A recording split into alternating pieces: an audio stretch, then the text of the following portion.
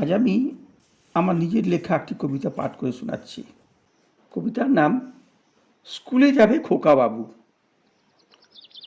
উঠে বসো খোকাবাবু, খোলো দুটি আঁখি, ভোর হলো জেগে ওঠো, শোনো ডাকে পাখি। মাছরাঙা ছোঁ মেরে ধরে দেখো মাছ, ফুলে ফুলে ভরে আছে কৃষ্ণচূড়া গাছ। মুখ ধুয়ে খোকা এবার বসে ছবি আঁকো, দূরেতে তাকিয়ে দেখো ওই জোড়া সাঁকো। খালে বিলে খেলা করে পানকৌড়ি হাঁস, ডুব দিয়ে গুগলি খায় ওরা 12 মাস। নদী তীরে বসে দেখো কত সাদা বক, এক মনে কষে চলে মাছ ধরার ছক। ছোট মাছ ধরে খায় লম্বাটে ঠোঁটে, ঝোপের আড়াল হতে ডাহুকেরা ডাকে।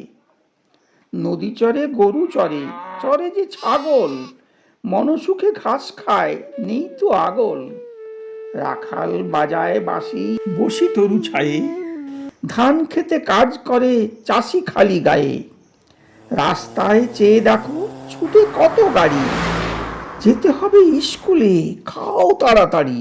খাওয়া সেরে দিদি দেখো নিয়েছে পোশাক পরে, তুমিও তো স্কুলে যাবে বড়দির হাত ধরে।